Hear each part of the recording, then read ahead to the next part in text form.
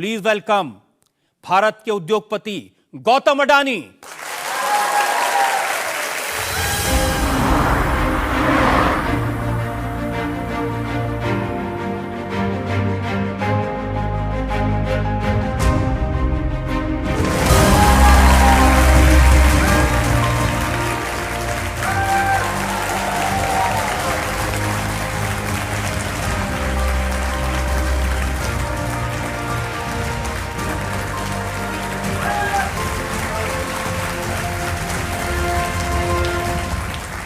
गौतम अडानी पर आज के इस खास मुकदमे के लिए हमारी जज भी खास हैं, जो ऐसे इंस्टीट्यूशन को हेड करती हैं जहां पर बिलियनर बनाए जाते हैं, जहां पर करोड़पति अरबपति बनाए जाते हैं। World famous Shriram college of commerce की प्रिंसिपल डॉक्टर सिमरत कौर,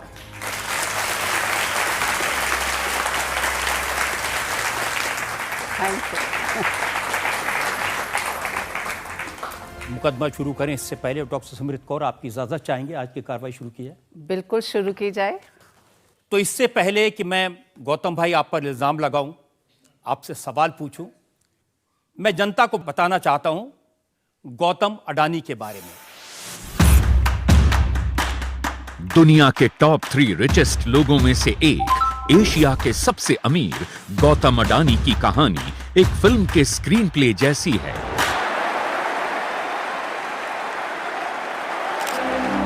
एक साधारण चौल से अपनी लाइफ को शुरू करने वाले गौतम अडानी ने वेल्थ के मामले में बिल गेट्स और वॉरेन बफेट को पीछे छोड़ दिया है।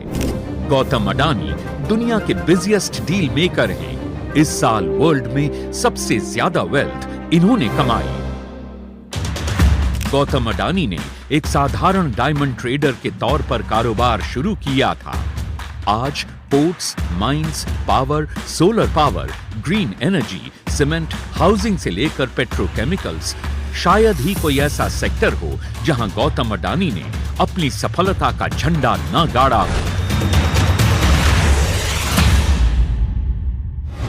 अपनी मेहनत और लगन के बल पर Gautam Adani king of infrastructure बन गए। गौतम अडानी साधारण परिवार में जन्मे एक स्मॉल टाउन प्रोडक्ट हैं, पर आज दुनिया के बड़े बड़े मुल्कों के प्रेसिडेंट और प्राइम मिनिस्टर उन्हें उद्योग लगाने के लिए इनवाइट करते हैं। पर गौतम अडानी के लिए उनका अपना परिवार ही उनकी दुनिया है, जहां सब मिलकर रहते और काम करते हैं। गौतम अडानी एक प्राइवेट पर्सन हैं, पब्लिसिटी से दूर रहते हैं। आज जिंदगी में पहली बार गौतम अडानी जनता के सामने जनता के सवालों के जवाब देंगे आपकी अदालत में।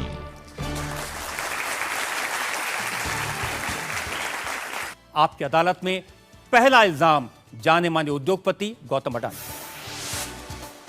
आपकी अदालत में सबसे चर्चित उद्योगपति गौतम अडानी पर इल्जाम है कि इन्होंने पैसा कमाने का फॉर्मूला छुपा कर रखा है।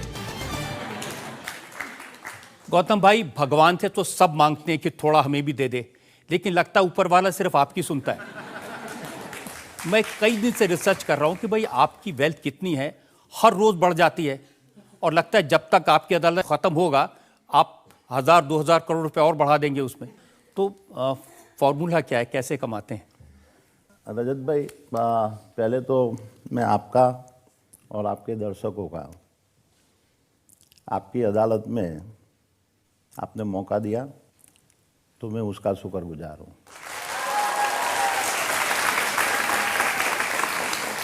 अभी आपने ये फॉर्मूला की बात किया, तो ये फॉर्मूला ये कोई मैथमेटिक्स, केमिस्ट्री या फिजिक्स की कोई फार्मूला है नहीं कि जिसके ऊपर बिजनेस और प्रैक्टिकल लाइफ के अंदर एक ही फार्मूला काम आती है, और वो है मेहनत, मेहनत और मेहनत।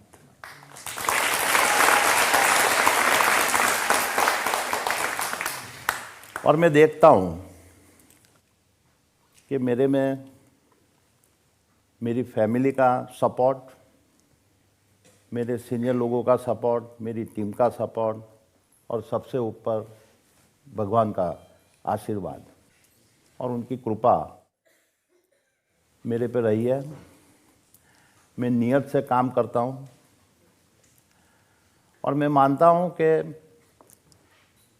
यही वजह है और उसका कोई शॉर्टकट नहीं है।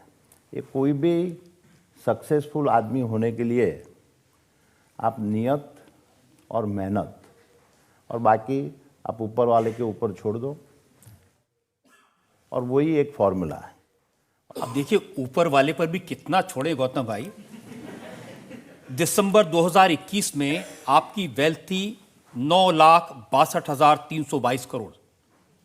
दिसंबर 2022 में साल भर में 18,64,579 करोड़। एक साल में 9 लाख करोड़ रुपए ऊपर वाला कितना दे रहा है?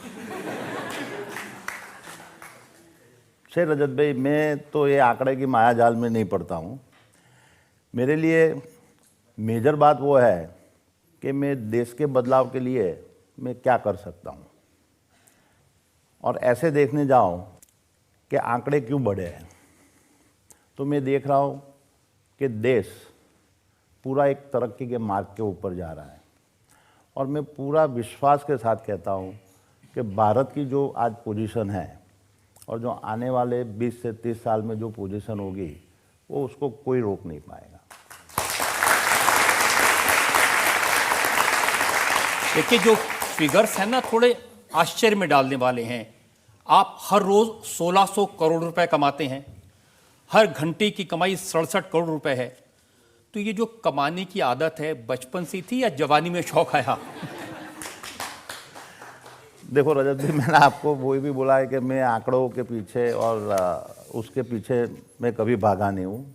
मैं 15 साल का था, 10वीं कक्षा पास करके ऐसे फैमिली के ऐसे संजोग बने कि जो मैं पढ़ाई पूरा किए बिना, ग्रेजुएशन किए बिना मैं मुंबई के लिए निकल पड़ा।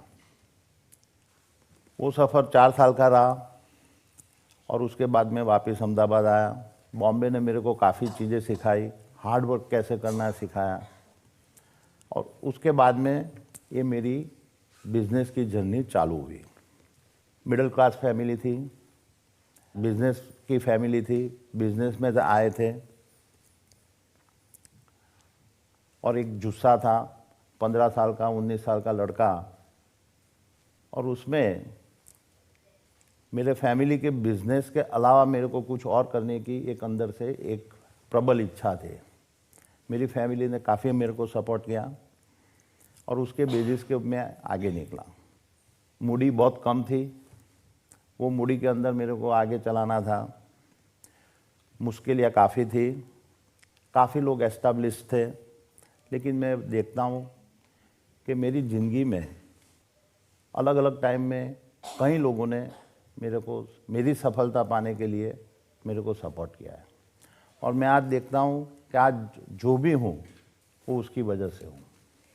पढ़ाई में आपके दोस्त मुझे बताते हैं आप काफ़ी तेज थे, लेकिन आपने बीच में पढ़ाई छोड़ दी? नहीं, मैं पढ़ाई में होशियार था। मैं इंजीनियरिंग टेक्निकल सब्जेक्ट रखा था, मैथ्स में भी अच्छा था, पर ऐसे संजोग आए कि मैंने बोला कि पढ़ाई को बाद में देखेंगे, और मैं बिजनेस के रास्ते में चला गया। अब गौतम भाई, आपके चक्कर में बहुत सारे लोग पढ़ाई छोड़ देंगे कि पढ़ाई छोड़ने से पैसा बनता है।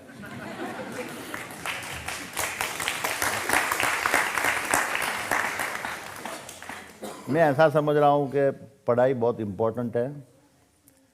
पढ़ाई आदमी को काफ़ी नॉलेजेबल बनाता है। मैं वो रास्ता चुन नहीं पाया, वो मेरी कम नसीबी है। मैंने एक दूसरा रास्ता ढूंढा, और वो मेहनत और एक्सपीरियंस का था, और वो मेहनत और एक्सपीरियंस से मेरा विजडम बढ़ा है। और मैं कभी कभी शांति से सोचता हूँ कि मैं पढ़ाई और नॉलेज होता और उसके साथ में मेरा ये एक्सपीरियंस और विजडम होता, तो मेरे को लगता है कि शायद मैं आज का गौतम अडानी से भी बेहतर हो सकता था। तो आप 10-12 साल पहले नंबर 1 बन गए। नंबर 1, नंबर 2, नंबर 3 वो तो ठीक है, एक कहानी है। लेकिन कहानी तो ये भी है ना, आपके पास एक स्कूटर था और आज आपके पास में जेट एयरक्राफ्ट्स का, हेलीकॉप्टर्स का एक फ्लीट है। कहाँ से कहाँ आ गए? रजत भाई, इतना बता सकता हूँ कि मैं ग्राउंड से जुड़ा हुआ आदमी हूँ, और आज भी मेरे को स्कूटर चलाने वाला, रिक्शा में जाने वाला, बस में जाने वाला या जेट में जाने वाला, वो सब हर आदमी की मानसिकता क्या होती है उसका मेरे को पूरा अंदाज है, क्योंकि मैं वो जर्नी से पास किया हुआ आदमी हूँ। तो मेरे को आज मैं कहाँ पे हूँ, मैं कोई जेट में जा रहा हूँ, तो उसका मतलब वो नहीं है कि मैं ज़मीन से मेरा पग जुड़ा हुआ नहीं है। आजकल सोशल मीडिया पर एक मजाक चलता है कि मुकेश अंबानी ने अगर 500 मिलियन अपने घर बनाने में इन्वेस्ट नहीं किए होते, अडानी के शेयर में इन्वेस्ट कर देते, तो आज वो शायद दुनिया के नंबर 1 हो जाते।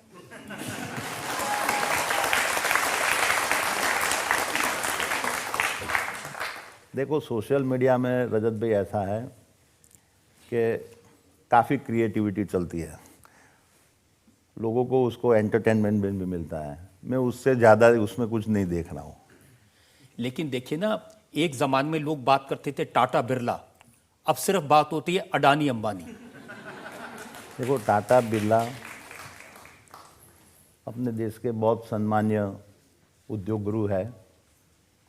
उन्होंने देश के लिए और देश को बनाने के लिए काफ़ी कुछ किया हुआ है और आज भी कर रहे हैं। तो हर ग्रुप का एक आगे पीछे आता है, और मैं समझ रहा हूँ कि इंडिया की सबसे बड़ी ताकत ऐसी है कि हम कितने और नए नए उद्योग गुरु को खड़ा किया जाए, और वही पूरी अपने भारत की ताकत है। आपने पैसा कमाया, बड़े बने, तो इसमें खतरे भी कुछ ज़्यादा होते हैं? कोई भी बिजनेस कोई रिस्क फ्री नहीं होता है।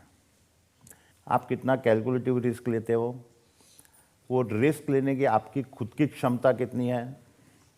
और ऐसा मैं नहीं बोलूँगा कि आज जो जिस जगह पे हूँ और मेरे को मुश्किलों का सामना नहीं करना पड़ा है, पर आपके दिल में एक परसिवियरेंस होना चाहिए कि हर मुश्किलें आएगी, हर अच्छा वक्त आएगा, हर बुरा वक्त आएगा, आप उसमें किस तरह से अड़ग होके रहते हो, और उसके फिर भी आप मुकाम को आगे लेके जाने के लिए पूरी मेहनत कर रहे हो। अब आपकी 1-2 मुश्किलों की बात करना चाहता हूँ। एक वक्त में आपको किडनैप कर लिया था और जान पर बनाई थी।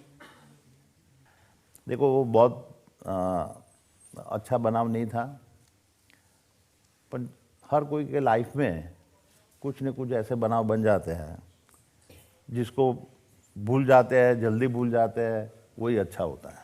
मैंने सोचा आप कभी भूलेंगे नहीं, कभी वो मिलेगा तो उसको ठीक कर देंगे।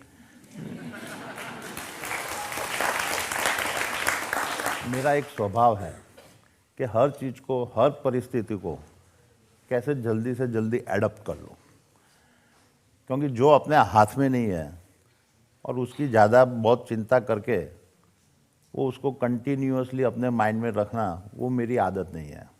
जिस दिन मेरा किडनैप हुआ था, मेरे को दूसरे दिन किडनैपर ने छोड़ा, मैं आज वो बता सकता हूँ कि वो दिन शाम रात को भी मैं अच्छी तरह से सोया था, तो मेरे को कभी वो प्रेशर नहीं आया था।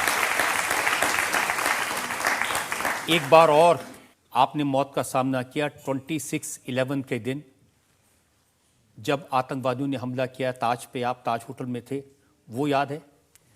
पूरा याद है, और मेरे सामने ही मैंने टेररिस्ट को देखा था, और उन्होंने पहला जब राउंड फायर किया था वो मेरी आंख से मैंने देखा था। और मैं तो ये भगवान का शुक्रगुजार हूँ कि मैंने मेरी लाइफ में ऐसे 2 हिस्से देखे कि जहाँ मैंने मौत बहुत नज़दीक से देखा था, और ये भगवान का एक आशीर्वाद समझो कि जिसमें से मेरे को बाल बाल बचाया था। 26/11 की वो रात पूरे देश ने देखी थी, और आज भी याद करते हैं तो सिहर जाते हैं। आपने तो बहुत करीब से देखा। नहीं, वो दिन में ताज होटल के अंदर हमारे दुबई से फ्रेंड आए थे, वो दुबई पोर्ट वर्ल्ड के CEO, उनके साथ में डिनर कर रहा था मसाला क्राफ्ट रेस्टोरेंट में, और तब ये हादसा हुआ था। 10 बजे करीब ये हादसा हुआ। उसके 5 मिनट पहले होटल का बिल भी पेड कर दिया, हम खड़े हो गए, और हमारे फ्रेंड की और इच्छा डिस्कशन करनी थी, तो वापस कॉफ़ी पीने के लिए वापस बैठे और वही टाइम पे ये हादसा हुआ। और मैं कभी कभी सोचता हूँ कि समझो बिल पे करके मैं लॉबी में होता तो शायद मैं वहाँ पे फंस जाता। और वहाँ बैठ गए तो हम रेस्टोरेंट के अंदर थे। और मैं आज बोल सकता हूँ कि जो ताज ग्रुप के हर कर्मचारी ने, इवन वेटर, और जिस तरह से उन्होंने काम किया था, ऐसा डेडिकेशन बहुत कम ऑर्गेनाइजेशन में दिखाई दिया। छूटे कैसे वहाँ से? पूरी रात में वहाँ फंसा था। उस ताज होटल के कर्मचारियों ने मेरे को ऊपर के कमरे में उनके पीछे के रास्ते से किचन की साइड से ऊपर चैम्बर में लेके गए थे। पूरी रात वहाँ पे था। सुबह में करीब 7 बजे जब कमांडो आए और उनको मालूम था कि यहाँ पे काफ़ी लोग फंसे हुए हैं, तो ये कमांडो ने वहाँ से हमको पूरा प्रोटेक्शन देके होटल से बाहर निकाला था। और ऐसे दूसरे दिन सुबह में करीब 7:30-8 बजे में निकला था। गौतम भाई, ईश्वर आपको लंबी उम्र दे, जीवन में ऐसा कभी फिर देखने को न मिले, ये हमारी दुआ है। लेकिन मेरे इल्ज़ाम बहुत सारे हैं आपकी अदालत में। वक्त है ब्रेक का। ब्रेक के बाद एक और इल्ज़ाम, कुछ और सवालात गौतम अडानी से। एक शख्स है हमारे देश में जिन्होंने पिछले 8 साल में बड़ी मेहनत से आपको लोकप्रिय बनाया है। वो हर रोज आपका नाम लेते हैं।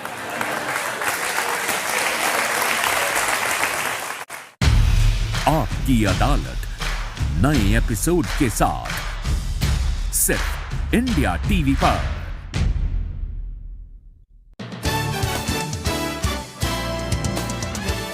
आपकी अदालत में आज मेरे मेहमान हैं जाने माने उद्योगपति गौतम अडानी।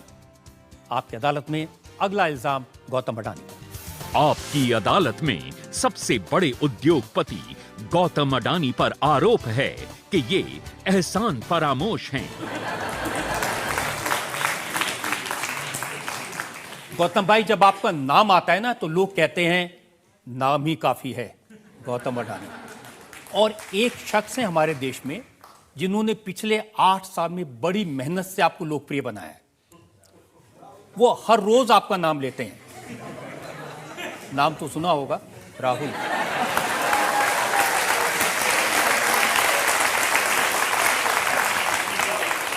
लेकिन इल्जाम यह है कि आपने कभी उनको शुक्रिया तक अदा नहीं किया, थैंक यू नहीं कहा।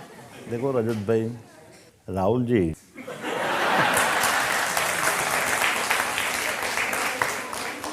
कांग्रेस पार्टी के वरिष्ठ नेता है और मेरे को लगता है कि एज अ इंडस्ट्रियलिस्ट मैं उनके बारे में कोई टिप्पणी करूं वो अच्छा नहीं है। वो सम्मानीय नेता है और मैं देखता हूं कि वो भी देश की प्रगति चाहते हैं। कभी ठीक है पॉलिटिकल आवेश के अंदर उनका एक बयान आ जाता है तो मैं उसको पॉलिटिकल बयानबाजी से ऊपर में लेता नहीं हूँ। देखिए, आप टिप्पणी नहीं करते लेकिन वो आप पर खूब टिप्पणी करते हैं। 1-2 उदाहरण मैं आपको देता हूं।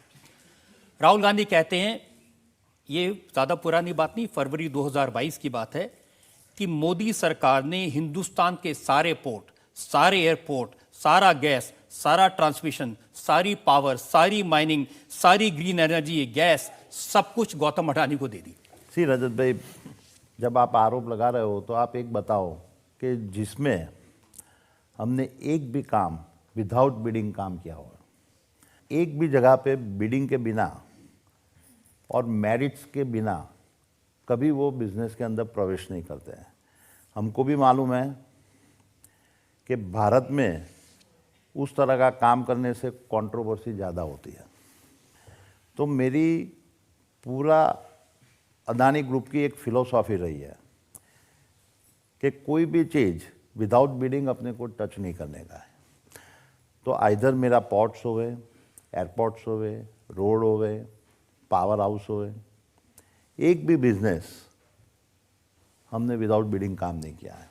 ये तो बात ऐसी है कि आप परीक्षा के अंदर आप 1 नंबर पे आ गए तो बोलता है कि 1 नंबर पे आप कैसे आ गए। तो कोई कहेगा पर्चा लीक कर दिया होगा इनको। हाँ, तो वो आक्षेप होना चाहिए। आज हमारे ऊपर वो आक्षेप इवन राहुल जी ने भी नहीं डाला है कि भाई क्योंकि ये बिडिंग प्रक्रिया के अंदर के कोई गड़बड़ी है और वो गड़बड़ी की वजह से आपको ये मिला हुआ है। आक्षेप क्या है आपको बताता हूँ। उनका कहना है कि ये सारा का सारा जो पैसा है जो आप इन्वेस्ट करते हैं अलग अलग इंफ्रास्ट्रक्चर के प्रोजेक्ट्स में, ये सारा का सारा बैंकों से लिया हुआ लोन है और 2 लाख करोड़ रुपए का लोन है गौतम अडानी के ऊपर, और ये सारा जनता का पैसा है जिससे आप माल बनाते हैं। ये रजत भाई, आपने ये अच्छा प्रश्न पूछा है।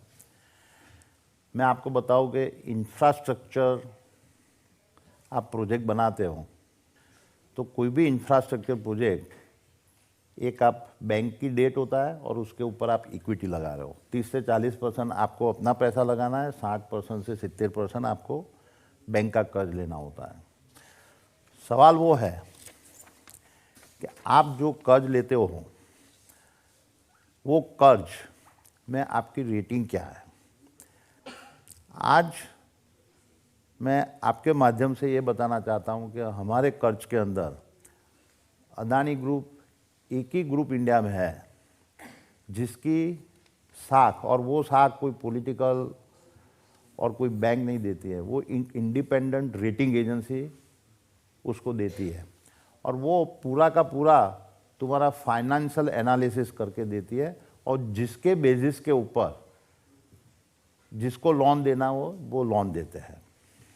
और वो साख इवन इंडिया की भी होती है, जितनी इंडियन बैंक की भी होती है और उसमें हर कॉरपोरेट की भी होती है। आज ये अदानी ग्रुप के हर कंपनी जो इंडिया की खुद की रेटिंग है यानी भारत की, उसके बराबर है, which is a sovereign rating.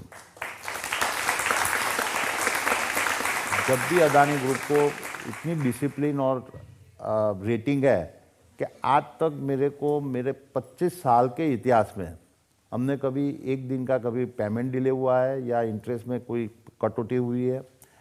और जब भी अदानी ग्रुप को जब भी पैसा चाहिए, जो भी डेवलपमेंट के लिए, सब लोग देने के लिए तैयार है। राहुल गांधी कहते हैं कि ये जो कुछ मिल रहा है ना, ये मोदी जी दिलवा रहे हैं।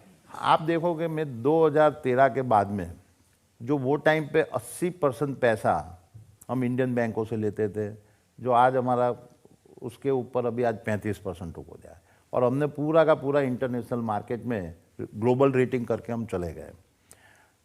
तो आज ग्लोबल के अंदर कोई इंडिया की किसी की कहने से और बोलने से कोई पैसा नहीं देता है, वो तो उनका रेटिंग और उनकी गवर्नेंस के हिसाब से ही देता है। और मैं आपको बताना चाहता हूँ कि हमारे हर कंपनी की रेटिंग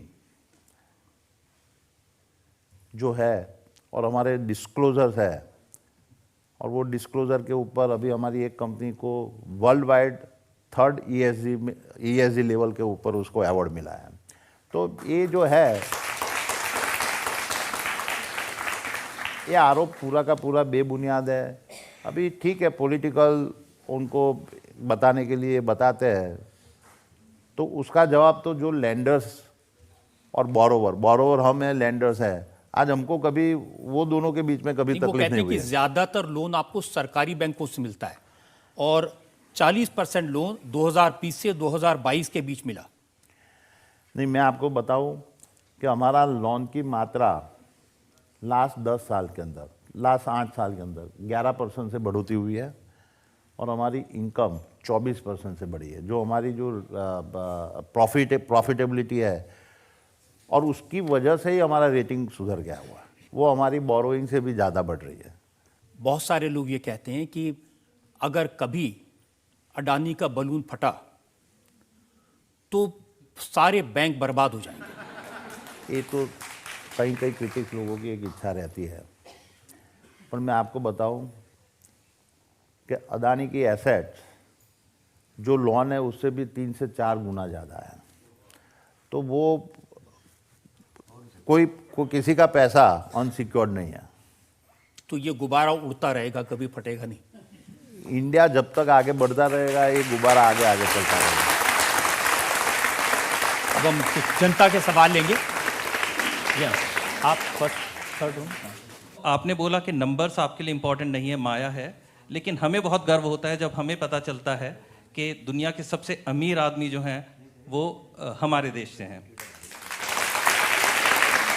मेरा सवाल ये है कि आपने ज़िंदगी में बहुत बड़े बड़े रिस्क लिए होंगे, तो क्या कभी डर नहीं लगा?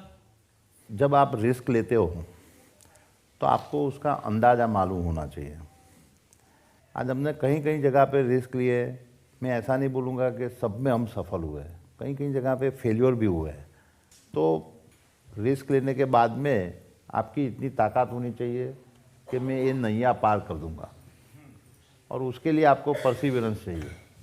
मुश्किलें आएगी, कोई भी आप कार्य करते हो तो ऐसा नहीं है कि आपके पास सफलता की चाबी आपके हाथ में आ जाएगी। पहले मुश्किल ही उसमें आएगी, पर लेकिन आपका इंटेंशन अच्छा होगा और आप उसके ऊपर परसिवरेंस से काम करते रहेंगे, तो मेरा अनुभव है कि विफलता नहीं मिलती है।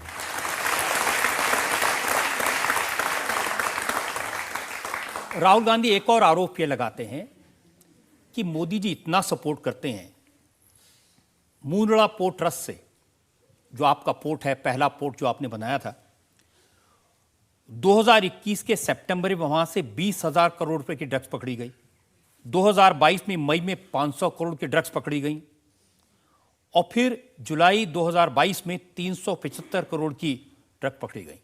और वो पूछते हैं कि कौन है जो बचा रहा है अडानी को। मैं तो देखता हूँ कि ये जो ड्रग्स पकड़ा है, तो आपने कभी उस तरह से सोचा कि ये ड्रग्स ये पकड़ा, वो बहुत अच्छी बात है। और कोई भी ड्रग्स आज जाता है तो इमीडिएटली पकड़ में आ जाता है। उसका मतलब वो नहीं है कि पहले ड्रग्स का कारोबार नहीं हुआ होगा, पर लेकिन आज मैं अपनी हर एजेंसी को बधाई देना चाहता हूँ, चाहे वो कस्टम्स होवे, पुलिस होवे, DRI होवे, कि उन लोगों ने अच्छी तरह से काम करके इस तरह के ड्रग की स्मगलिंग करने वाले को पकड़ लिया है। और मेरे पास में जब हम पोर्ट चलाते हो तो हमारे पास कोई दूसरा पावर नहीं होता है कि एक्सेप्ट जो सरकार बोलती है इतना ही काम करने का। पोर्ट चलाते हो तो आपका खाली कार्गो चढ़ाना और उतारना, आपके पास कोई पुलिसिंग का पावर नहीं है, कोई इंस्पेक्शन का पावर नहीं है, कोई अरेस्ट करने का पावर नहीं है। वो काम सरकार की अलग अलग एजेंसियां करती है। तो ये लोगों को गुमराह करने की बात है। और अच्छा, ये जो भी पकड़ा है वो सरकार के पास में पूरी की पूरी खबर आती है कि ये कौन करवाता है, कौन भिजवाता है, कैसे आता है, और सरकार ने सबको दबोच लिया है। लेकिन इल्ज़ाम राहुल गांधी, कांग्रेस पार्टी ये लगाते हैं कि बार बार ड्रग्स पकड़ा गया, लेकिन सरकार ने, सरकारी एजेंसियों ने अडानी से, उनके किसी आदमी से पूछताछ तक नहीं की। नहीं, वो गलत है। जब कोई भी इन्वेस्टिगेशन होता है तो वो 360 डिग्री का इन्वेस्टिगेशन होता है, और उसमें तो पूछताछ तो होती है। वो ऐसा कुछ नहीं होता है कि सरकारी लेवल पे कोई पूछताछ को बाईपास करते हैं। तो मैं ऐसा नहीं मानता हूँ कि भाई उसमें अडानी ग्रुप को उन्होंने कुछ ऐसा किया है या कोई स्पेशल ट्रीटमेंट दिया है। जैसे आपकी वेल्थ को कैलकुलेट करने में, हिसाब रखने में दिक्कत हुई, ऐसा मुझे दिक्कत हुई राहुल गांधी के आरोपों का हिसाब रखने में। 8 साल से हर रोज 2-3 आरोप लगा देते हैं। रजत भाई, मेरे को ऐसा लगता है आप राहुल जी की बात करके वापस मेरे को राहुल जी से आप झगड़ा करवा देंगे।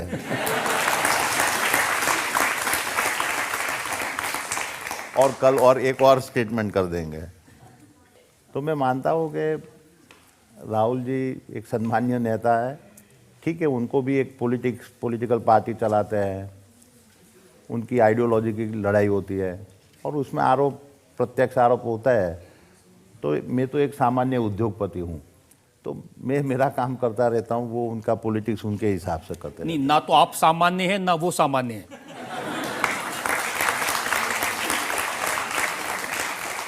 और देखिए उन्होंने क्या कहा, उनको इस बात से भी प्रॉब्लम है कि जो नरेंद्र मोदी स्टेडियम है, वो कहते हैं उसमें जो क्रिकेट की पिच है, एक एंड का नाम अडानी एंड क्यों है?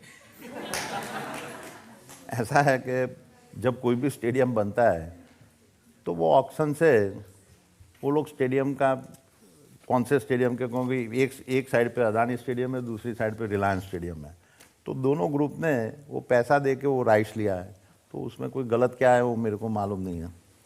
आप कभी राहुल गांधी के बारे में ज़्यादा बोलते नहीं, आज जनता भी सामने है, पब्लिक सामने है, मौका है, कुछ कहना चाहते हैं कह दीजिए।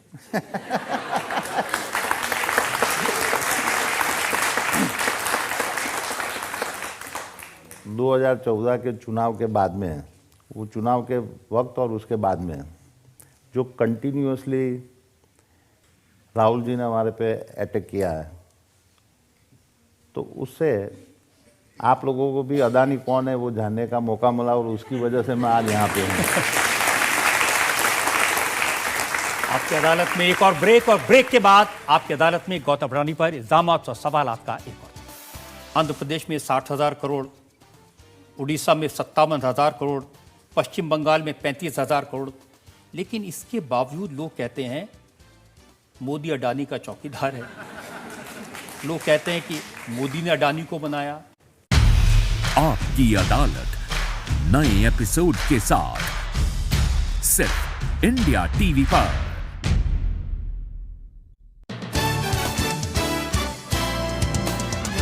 Welcome back. आपकी अदालत में आज हम मुकदमा चला रहे हैं जाने माने उद्योगपति गौतम अडानी पर। आपकी अदालत में अगला हिस्सा। आपकी अदालत में सबसे चर्चित उद्योगपति गौतम अडानी पर इल्जाम है कि ये छुपे रुस्तम हैं। गौतम भाई, इतनी देर से मैं आपसे राहुल गांधी के बारे में पूछ रहा था, लेकिन आप हैं छुपे रुस्तम।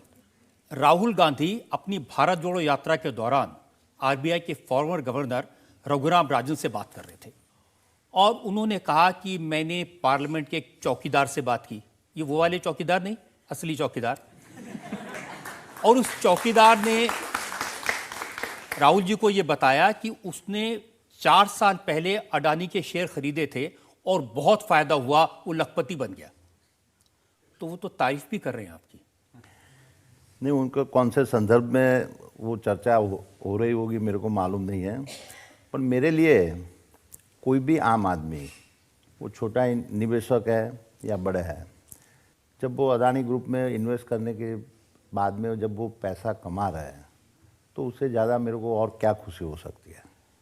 और उसका मेरे ख्याल से राहुल जी ने तो बहुत नेचुरल वे पे बात किया होगा, और उसमें तो जो भी आउटकम आया होगा वो हमारे फेवर के लिए था या नहीं था, वो मेरे को मालूम नहीं है। भाई, फेवर के लिए तो था, क्योंकि कांग्रेस आलोचना करती है, राहुल गांधी आलोचना करते हैं, और आप राजस्थान में राहुल गांधी की पार्टी की सरकार में अशोक गहलोत के लिए 68,000 करोड़ रुपए इन्वेस्ट कर देते हैं।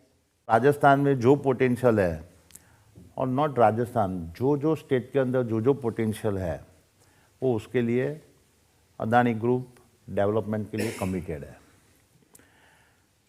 और आपने देखा होगा कि थोड़ी मीडिया भी कंट्रोवर्सी खड़ा करने चाहती है, और उसमें मैंने बाद में भी सुना कि इवन राहुल गांधी जी ने प्रेस कॉन्फ्रेंस में उन्होंने हमारा इन्वेस्टमेंट की भी सराहना किया है। तो मैं मानता हूँ कि राहुल गांधी की कोई ऐसी नीतियाँ नहीं है कि जो डेवलपमेंट के खिलाफ है। तो हमारा तो मकसद रहेगा कि हर स्टेट में जाके जहाँ जहाँ पॉसिबल है वो इतना मैक्सिमम हम इन्वेस्टमेंट करें। आप कह रहे हैं कि वो डेवलपमेंट के खिलाफ नहीं है, लेकिन कांग्रेस पार्टी का नारा है आम आदमी बेहाल, अडानी मालामाल।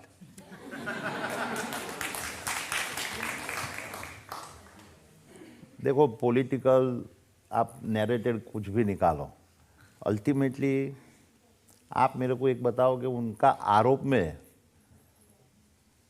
एक है पॉलिटिकल स्टेटमेंट और एक है रियली जेन्युइन आरोप। लेट पब्लिक डिसाइड करे, आप डिसाइड करोगे कि हम जो काम करते हैं उसमें रियली ये सच्चाई क्या है। आज मुझे लगता है डिसाइड हो ही जाएगा गौतम भाई, क्योंकि देखिए, एक तरफ तो कांग्रेस आलोचना करती है, दूसरी तरफ अशोक गहलोत आपको इनवाइट करते हैं। मैंने जिक्र किया कि 68,000 करोड़ का इन्वेस्टमेंट। तो पहले हम सोचते थे अशोक गहलोत जादू करें, अब लग रहा है आप जादू करें। अशोक गहलोत जी की अभी की सरकार नहीं, उसके अगली टर्म की सरकार में हमने राजस्थान में मेजर लेवल पे इन्वेस्टमेंट करने का निर्णय किया। अशोक गहलोत जी की सरकार ने हमारे को पावर प्रोजेक्ट के लिए लैंड प्रोवाइड किया, माइनिंग के लिए एमडीओ के कॉन्ट्रैक्ट्स हुए और सब बिडिंग के थ्रू हुआ है। ऐसा भी नहीं है कि कोई बिडिंग के बाहर किया है, और उन्होंने पॉलिसी अंतर्गत जो भी हेल्प किया है वो पॉलिसी के अंतर्गत किया हुआ है। उनकी नीतियाँ बहुत क्लियर थी, और जब आप सीरियस प्लेयर है और आप पॉलिसी के अंदर मांग रहे हैं, तो मैं मानता हूं कि आज कांग्रेस की यानी अशोक गहलोत जी की कांग्रेस की सरकार नहीं, हम इवन केरला में लेफ्ट गवर्नमेंट के साथ भी काम कर रहे हैं, ममता दीदी के साथ भी काम कर रहे हैं, इवन नवीन पटनायक जी, जगन, इवन केसीआर, तो हर स्टेट के अंदर हम काम कर रहे हैं। और जो जो अलग अलग सरकारें हैं, रीजनल पार्टी की भी है, कांग्रेस की भी है, लेफ्ट पार्टी भी है, तो मैं आज दावे के साथ बोल सकता हूँ कि हमको कोई भी सरकार से तकलीफ नहीं पड़ी है। तो स्टेटमेंट और वो सब एक उनकी अलग जगह पे है, और जब आप सीरियस प्लेयर है इंफ्रास्ट्रक्चर के लिए कि जो आप हर स्टेट को जो वादा कर रहे हो और वो वादे के हिसाब से आप डेवलपमेंट कर रहे हो, तो मेरे को आज तक कोई भी सरकार में कोई डिफ़िकल्टी नहीं पड़ी है। लेकिन गौतम भाई, इंप्रेशन तो ये है आप सिर्फ वहां इन्वेस्ट करते हो जहां मोदी जी की सरकार है, जहां बीजेपी की सरकार है वहीं आपको ज्यादा प्रोजेक्ट मिलते हैं। नहीं, इसलिए मैं बोलता हूं कि आज हम Adani group is really happy कि हम आज 22 स्टेट के अंदर काम कर रहे हैं और सब जगह बीजेपी की सरकार नहीं है। हमको कोई एक भी सरकार के साथ में ऐसी शिकायत नहीं है कि जहां हमको मदद नहीं मैंने मिली। फिगर्स निकाले हैं, आंध्र प्रदेश में 60,000 करोड़, उड़ीसा में 57,000 करोड़, पश्चिम बंगाल में 35,000 करोड़। लेकिन इसके बावजूद लोग कहते हैं मोदी अडानी का चौकीदार है, लोग कहते हैं कि मोदी ने अडानी को बनाया। देखो, ये बहुत कम लोग ऐसे स्टेटमेंट करते हैं जो जिनको मोदी जी से डिफ़िकल्टी है या आइडियोलॉजिकल मारामारी है। पर मेरा अनुभव ऐसा बोल रहा है कि ज़्यादा से ज़्यादा लोग वो मोदी को चाहते हैं और अदानी के डेवलपमेंट में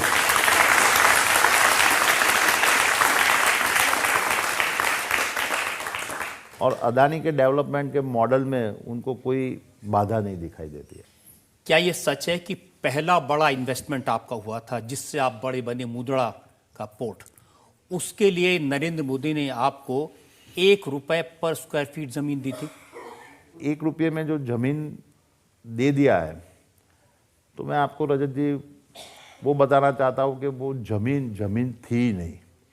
जब दरिया का पानी, सी का वाटर जब हाई टाइड आता है तो वो ज़मीन उसके नीचे चली जाती थी, और हमने 10-10 फीट 3-4 मीटर का उसके ऊपर रिक्लेमेशन किया है। और रिक्लेमेशन के कॉस्ट ज़मीन के कॉस्ट से बहुत ज़्यादा होती है। आज भी आप मुंद्रा पोर्ट का एक आप एग्जांपल देते हो, तो एक बहुत यूनिक एग्जांपल है कि हमने फार्मर की 1 एकड़ ज़मीन नहीं लिया है। तो आज वहाँ पे इतना बड़ा इन्वेस्टमेंट, पोर्ट और इंफ्रास्ट्रक्चर आने के बाद में ज़मीनों के दाम बढ़े। तो आज ये आरोप लगाना कि ज़मीन के दाम जब हमको दिया था, जब डेवलप नहीं था, और आज के दाम के साथ में आप एक आरोप लगाना, वो मेरे को लगता है कि वो फेयर नहीं है। आपके दोस्त कहते हैं कि जब वो ज़मीन डेवलप हो रही थी तो सुबह 4 बजे उठ के आप एक गाड़ी में बैठ के धक्के खाते हुए वहाँ जाते थे रोज़। रजत भाई, ऐसा है कि आप मेहनत और लगाव से काम नहीं करेंगे तो इंफ्रास्ट्रक्चर प्रोजेक्ट ऐसे खड़ा नहीं होता है, और उसके लिए आपको जी जान, और ये अकेला मैं नहीं, मेरे इतने सहकर्मचारी मेरे साथ तालमेल लगा के काम किए थे, तब ये मुंद्रा पोर्ट आज खड़ा हुआ है। और मेरे को आज इसलिए खुशी है, हमने इस तरह से डेवलप किया है कि वो 10 साल में भारत का सबसे बड़ा पोर्ट हुआ है, और जहाँ पे सरकार ने 1 पैसा निवेश नहीं किया है। इवन रोड हमने पूरा कनेक्टिंग बनाया, 100 किलोमीटर की प्राइवेट रेलवे लाइन हमने बनाया, वहाँ एयरपोर्ट बनाया। सरकार ने खाली ज़मीन दिया, डेवलपमेंट राइट्स दिया, बाकी कुछ नहीं दिया। एक ही है कि जब जब हमको कोई परमिशन की ज़रूरत थी तब गुजरात की जो भी सरकार की गवर्नमेंट थी हमको पूरी मदद किया है। अब देखिए, जो भी सरकार थी उसने आपको मदद किया, इसीलिए लोग कहते हैं ना कि गुजरात में चिमन भाई, केशु भाई, नरेंद्र भाई, सबके भाई गौतम भाई।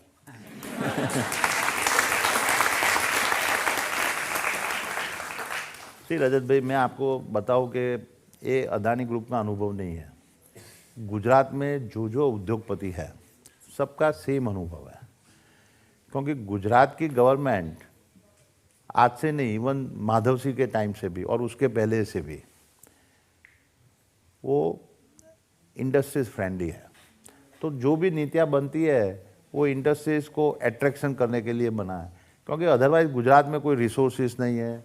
ड्रॉट एवरी 2-3-4 साल में ड्रॉट होता था। ये नर्मदा का कैनाल का पानी आने से पहले वो परिस्थिति थी, और उसके बावजूद भी इंडस्ट्रियलाइजेशन में आगे थे। और जब हमारा जन्म नहीं हुआ था उसके पहले भी गुजरात आगे था। तो ऐसी बात नहीं है कि ये अदानी के लिए कोई स्पेशल फेवर हो रही है। आप कह रहे हैं कि आपने किसान की 1 इंच भी ज़मीन नहीं ली। अभी थोड़े दिन पहले अरविंद केजरीवाल गए थे गुजरात में, काफ़ी बार गए हैं, और वो कहते हैं कि जिस किसान को 50 लाख रुपए एकड़ मुआवजा मिलना चाहिए था, गौतम भाई ने उसको 1 लाख रुपए एकड़ देके टरका दिया। देखो रजत भाई, ऐसा आरोप होता तो फॉरगेट अबाउट केजरीवाल, वो फार्मर खुद ही आरोप कर लेता। आज तक आपने कभी सुना है पेपर में भी कि कोई फार्मर ने हमारे खिलाफ में गुजरात के कोई एक्विजिशन के लिए कोई फरियाद किया है? तो डरते तो नहीं आपसे? आज तक हमने मुंद्रा में एक भी जमीन फार्मर से लिया नहीं है। जो भी जमीन लिया वो सरकारी अनसर्वेड लैंड, जिसके ऊपर पानी समुद्र का आ जाता था, वो ज़मीन को हमने रिक्लेमेशन करके वहाँ पे डेवलपमेंट किया है। और वो डेवलपमेंट आज इतना 50,000 1 लाख करोड़ का इन्वेस्टमेंट की वजह से ज़मीनों के दाम आसमान पे चले गए, और उसका पूरा का पूरा आज वो फार्मर को मिल रहा है। और आज मेरे को सबसे ज़्यादा खुशी है कि अदानी ग्रुप मुंद्रा में इसलिए डेवलप ज़्यादा ने ज़्यादा कर पा रहा है कि पूरा का पूरा वहाँ के फार्मर्स और वहाँ के कम्युनिटी के साथ तालमेल से डेवलपमेंट हो रहा है। अब गुजरात के फार्मर से तो मेरी कभी बात नहीं हुई, लेकिन जो दिल्ली में आंदोलन कर रहे थे वो कह रहे थे नरेंद्र मोदी ये तीनों कृषि कानून लाए थे अडानी को फायदा पहुंचाने के लिए।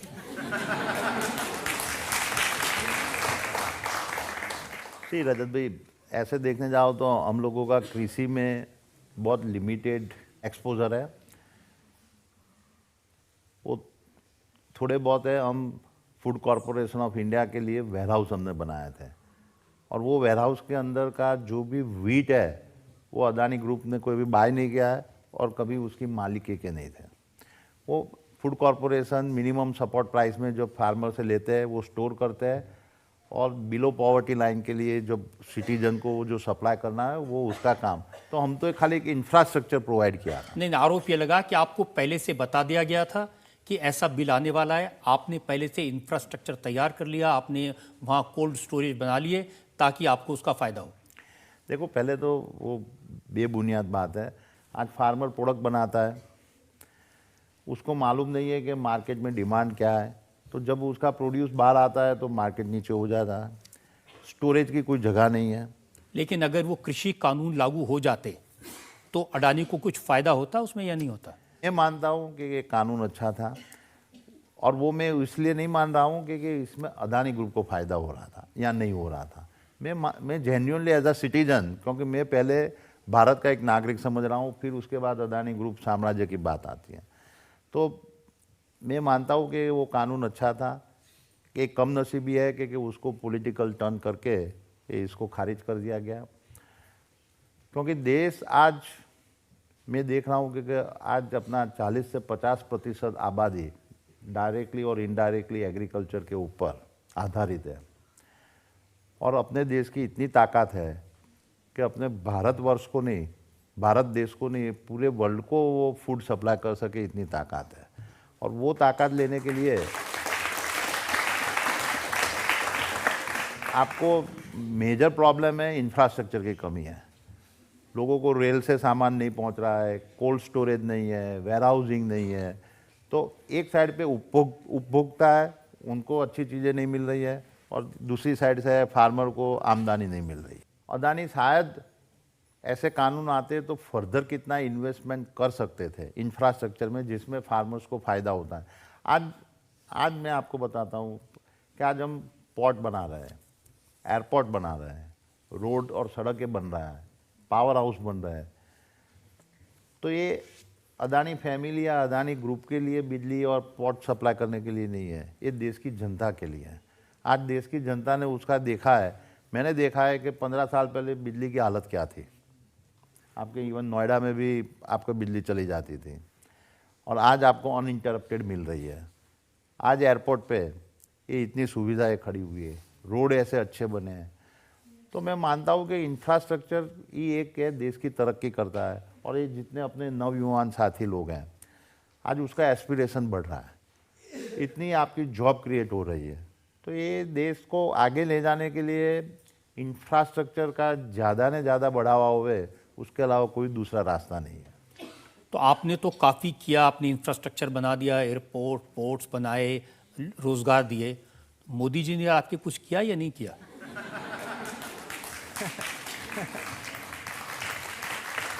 मोदी जी के पास में आप कोई पर्सनल हेल्प नहीं ले सकते हो, आप नीति विषयक बात कर सकते हो।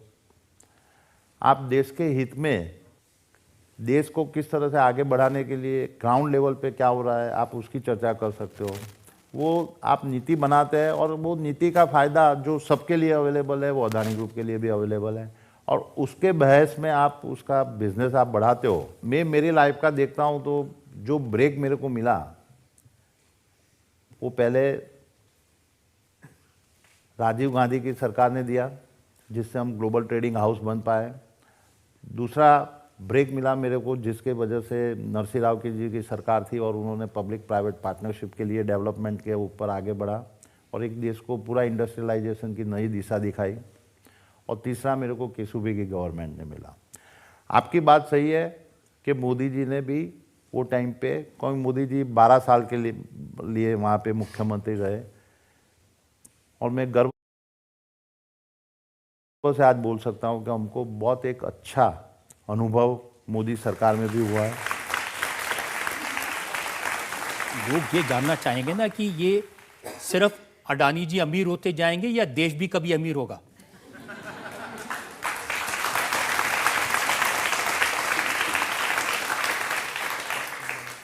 देखो, देश काफ़ी तरक्की कर रहा है। मैं देख रहा हूँ कि पहले $1 ट्रिलियन की इकोनॉमी अपनी आज़ादी के बाद आज 75 ईयर्स अमृत महोत्सव में अपने पसार हो रहे हैं, वो 58 साल में $1 ट्रिलियन की इकोनॉमी बनी थी। उसके बाद 12 साल लगे दूसरी ट्रिलियन इकोनॉमी बनाने में, और तीसरा 5 साल के अंदर हुआ। और मैं देख रहा हूँ कि जिस तरह से अपने यूथ की एस्पिरेशनल बढ़ रही है, और जिस तरह से भारत विश्व के अंदर जो पोजीशन में है, आज ये $3 ट्रिलियन की इकोनॉमी 2050 तक $30 ट्रिलियन से इकोनॉमी से भी आगे बढ़ेगी।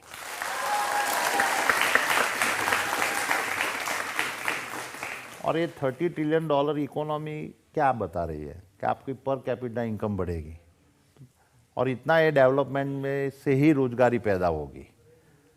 तो मेरे को लग रहा है कि भारत के आने वाले टाइम के अंदर, और जिस तरह से गवर्नेंस और वो बढ़ रहा है, उस तरह से भारत देश को कोई रोक नहीं सकता है। बहुत लोग आपके जैसे गौतम अडानी बनना चाहते हैं, तो उनके लिए आपकी क्या राय है? देखो, ये कंट्री बहुत अपॉर्चुनिटी थ्रू कर रहा है, आप उसको परखने की कोशिश करो और उसके ऊपर मेहनत करो। और कभी शॉर्टकट में आप सक्सेसफुल हो जाएंगे, उस तरह का दिमाग से हटा दो। सक्सेसफुल हर आदमी होता है, उसको टाइम लगता है, कोई जल्दी से हो जाता है, कोई थोड़ा टाइम वक्त लगता है। और आप वो उसके मार्ग के ऊपर कंटिन्यूस आप चलते रहेंगे तो वो सक्सेस का आपका डोर खुलेगा। और उसमें मेरे को कोई आपके अंदर में वो उसकी रुचि होनी चाहिए। ऐसा नहीं कि मैं उसको देख लिया मैं वो बन जाऊंगा। आप उसके चक्करों में छोड़ दो। आपको जो अंदर से रुचि है जो चीज़ की, वो रुचि के ऊपर आप आगे बढ़ो। आपके जो दोस्त हैं वो आपको गौतम तूफानी कहते हैं।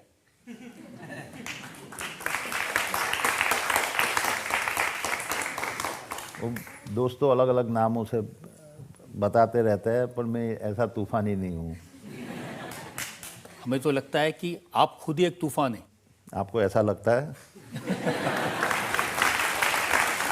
आपकी अदालत में एक और ब्रेक के बाद इल्जामात और सवालात का सिलसिला जारी है। इन्होंने इतना पैसा भी कमा लिया, बिजनेस के गुरु भी बता दिए, अब वो पढ़ाई पूरी नहीं कर सके कॉमर्स की, तो एसआरसीज में एडमिशन मिल जाएगा इनको? साल नया, मुकदमा नया, मेहमान नए, सवाल नए, अंदाज वही, मुस्कान वही, कटघरा वही। आपकी अदालत नए एपिसोड के साथ सिर्फ इंडिया टीवी पर। Welcome back. आपकी अदालत में आज हम मुकदमा चला रहे हैं, सवाल पूछ रहे हैं, इल्जामात लगा रहे हैं जाने माने उद्योगपति गौतम अडानी पर। आपकी अदालत में अगला इल्जाम। आपकी अदालत में सबसे अमीर उद्योगपति गौतम अडानी पर आरोप है कि ये सिर्फ अपने बारे में सोचते हैं। गौतम भाई, लोग कहते हैं कि इतना पैसा कमा लिया, इतनी वेल्थ कमा ली, जरा दूसरों गरीबों के बारे में भी सोच लीजिए। रजत भाई, मैं जब, क्योंकि मैं तो ग्राउंड से आया हुआ आदमी है, तो मेरे को मेरी हर प्रोसेस के अंदर आम आदमी ऑलवेज नज़र में होते हैं। अभी मैं एक उदाहरण देता हूँ कि मेरी 60th बर्थडे अभी जून 6 महीने पहले हुई। तो हम लोग फैमिली मेंबर्स बैठे थे उसके 10 दिन पहले, और फैमिली मेंबर बात कर रहे थे कि मेरे को क्या गिफ्ट दे रहे 60th बर्थडे को। तो मैंने बोला कि आपको जो मेरे को गिफ्ट ही देना है, तो अपनी जो फैमिली की वेल्थ है उसमें से 60,000 करोड़ आप फाउंडेशन को दे दो। और मेरे को खुशी वो बात की है कि अकेला ये मेरी खाली मेरी बात नहीं है, मेरे पूरे फैमिली की। और बहुत हर्ष के साथ में उन्होंने बोला कि ये तो बहुत बढ़िया आइडिया है, और उन्होंने ये दे दिया। अभी 60,000 करोड़ कुछ ज्यादा नहीं दे दिया आपने?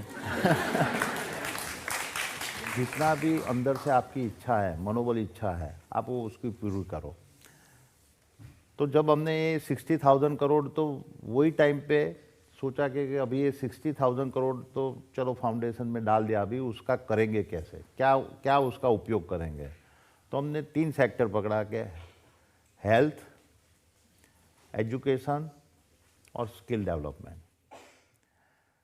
और ये तीनों के ऊपर अभी एक्सपर्ट के साथ में चर्चा करके आप देखेंगे कि 2-3 महीने के अंदर हम उसका बड़ा अनाउंसमेंट और उसका किस तरह से यूज़ कर रहे हैं कि जिससे एक गरीब में गरीब आदमी और नीचे लेवल के आदमी को उसका कैसे फ़ायदा हो। और उसकी पूरी मेरी मंशा है कि उसका किस तरह से उसका सदुपयोग हो सके। ये सही है कि जो फाउंडेशन का काम है, ये जो आप चैरिटी की, लोगों की मदद की बात कर रहे हैं, कि आप कम और आपकी वाइफ प्रीति ज़्यादा चलाती हैं? प्रीति जी ये मेरा आधार स्तंभ है, और वो पूरा का पूरा फैमिली, 2 बच्चों, मेरी ग्रैंड डॉटर्स, उनको भी संभाल रही है, और ऐसे ही फाउंडेशन का काम। And she is the doctor. और डॉक्टर उन्होंने उनका प्रोफेशन छोड़ के मेरे को पूरा सपोर्ट किया। उन्होंने फैमिली को पूरा सपोर्ट किया, फैमिली को संभाला, बच्चों को ग्रो किया। और जब बच्चे थोड़े ग्रो हो गए तो उन्होंने पूरा फाउंडेशन की एक्टिविटी हैंडल किया।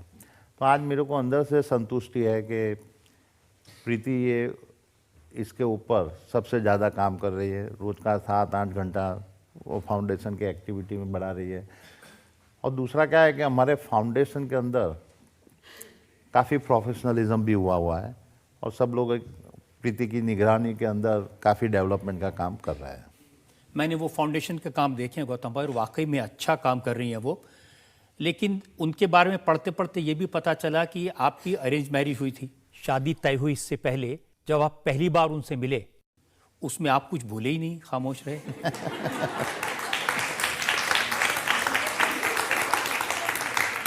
ऐसे भी मैं रजत जी मैं बहुत साय आदमी हूँ और मैं अनपढ़ आदमी और वो डॉक्टर, तो नेचुरली थोड़ा मिसमैच तो था ही। आपसे प्रश्न ये है कि आप का इतना बड़ा एम्पायर है, आप इतना व्यस्त रहते हैं, इतना व्यस्त स्केड्यूल रहता है आपका, तो आप अपनी फैमिली के लिए टाइम कैसे निकाल पाते हैं और खुद को रिलैक्स करने के लिए कैसे टाइम निकालते हैं? ये बहुत अच्छा प्रश्न है। मैं आपको बताऊं कि मैं हफ्ते में 3 दिन अहमदाबाद से बाहर रहता हूँ। जब 4 दिन जब होता हूँ तब मैं ऑफिस में थोड़ा लेट जाता हूँ, 10:30-11 बजे जाता हूँ, क्योंकि मेरा रात को ऑफिस से आने में 11-12 बज जाता है। मैं मॉर्निंग में 6:30 बजे उठ के 1-आध घंटा मेरी एक्सरसाइज और वो ख़त्म करने के बाद में 2-2.5 घंटा मेरी ग्रैंड डॉटर से, मेरी वाइफ और बच्चों के साथ में डाइनिंग टेबल के ऊपर बातचीत करता हूँ, गपशप मारता हूँ, न्यूज़पेपर पढ़ता हूँ।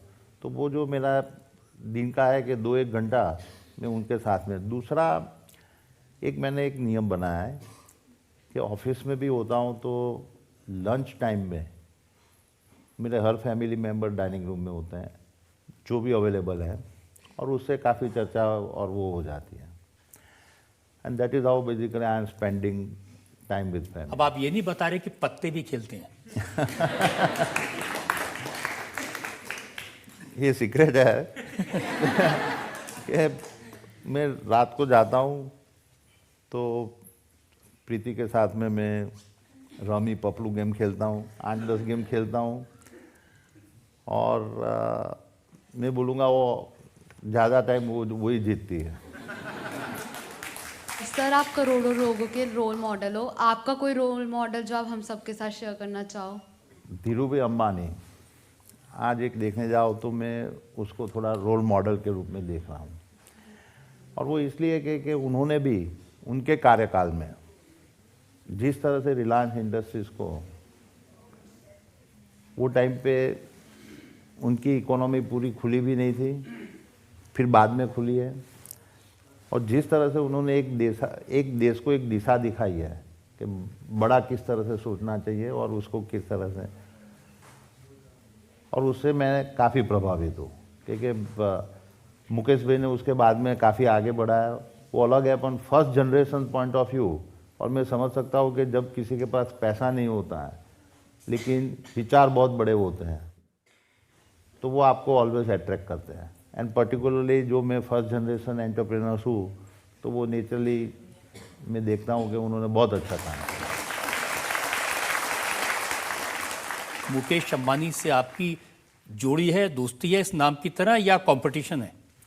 नहीं, मुकेश भाई मेरे बहुत अच्छे मित्र हैं और मैं उनका भी काफ़ी रिस्पेक्ट कर रहा हूँ, और जिस तरह से उन्होंने रिलायंस इंडस्ट्रीज़ को एक नई दिशा जियो के अंदर, टेक्नोलॉजी के अंदर, रिटेल के अंदर, एंड ऑफ कोर्स उनका जो कन्वेंशनल बिजनेस है पेट्रोकेमिकल्स एंड रिफाइनरी, जिस तरह से उन्होंने काम किया हुआ है और वो देश की तरक्की में उन्होंने बहुत बड़ा योगदान दिया हुआ है।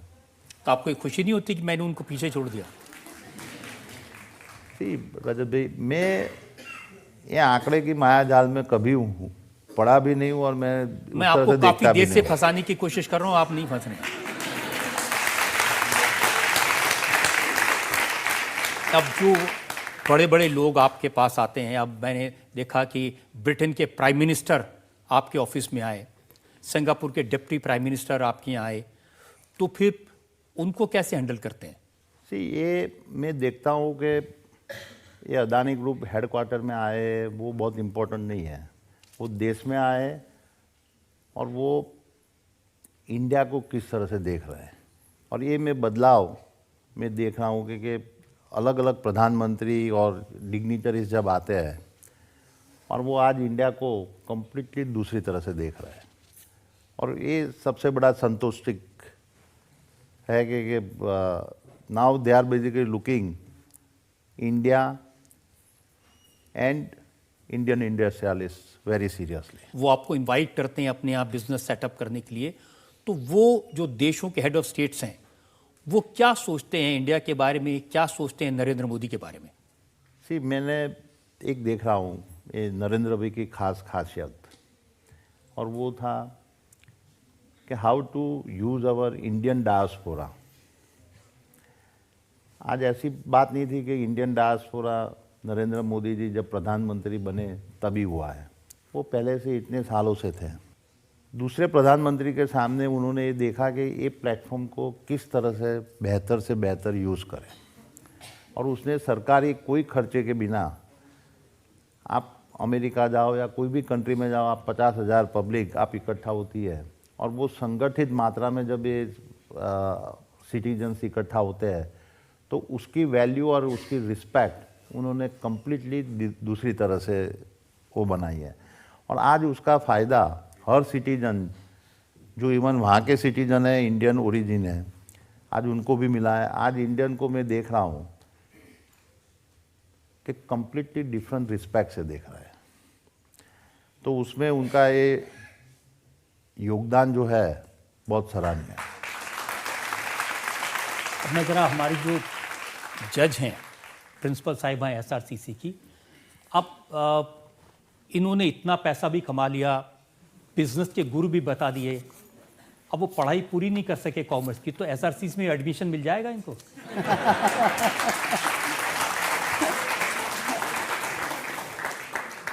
100%। जिस दिन आप कॉमन एंट्रेंस एग्जाम में 100% लाएंगे, 100% आपको SRCC में एडमिशन मिलेगा। On a very serious note, आपको कोई क्या पढ़ाएगा सर, आपके बारे में तो हम इंस्टीट्यूशंस में पढ़ाते हैं।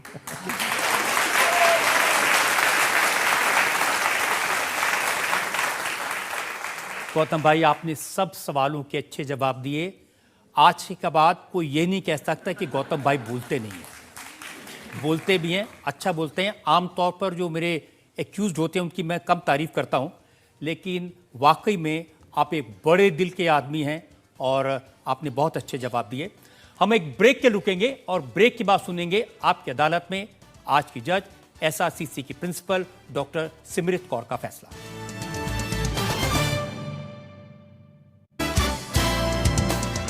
Welcome back. आपकी अदालत में आपने मुकदमा चलाया जाने माने उद्योगपति, world number 3 richest Gautam Adani पर। हमने गौतम अडानी से पूछा उनकी ग्रोथ के बारे में, उनसे पूछा राहुल गांधी के इल्जामात के बारे में, नरेंद्र मोदी से उनकी दोस्ती के बारे में, अलग अलग सरकारों के साथ कैसे काम करते हैं, कैसे इतनी वेल्थ बनाई, उसका गुरु मंत्र भी पूछा, और देश कैसे तरक्की करेगा इसका रास्ता भी गौतम अडानी ने बताया। अब वक्त है आपकी अदालत में आज की जज SRCC की प्रिंसिपल डॉक्टर सिमरत कौर के फैसले का। सबसे पहले तो मैं बताना चाहूँगी कि रजत जी ने अदालत में आपके ऊपर बहुत गंभीर इल्ज़ामात लगाए, लेकिन आपने तर्क का सफलतापूर्वक जवाब दिया। पहला था, वो कहते हैं आप बोलते नहीं, आज बुलवाने वाला मिल गया तो आप तो बहुत बोल पड़े। दूसरा, उन्होंने कहा आप वेल्थ का फॉर्मूला छुपा के रखते हैं, सब लोग ये सोचते हैं, और मेरे ख्याल से आधे मिनट के अंदर आपने पूरा फॉर्मूला बता दिया। Hard work, hard work, hard work, support of the family and the blessings of the almighty. और फाइनली सर, 60वें साल पे आपने 60,000 करोड़ दिया। हमारे घर में जब बच्चा होता है तो हम उसका पहला बर्थडे भी मनाते हैं, महीने का, दूसरे महीने का भी मनाते हैं। आपसे दरख्वास्त है कि आप 60 इयर्स एंड 1 मंथ का भी बर्थडे मनाएं।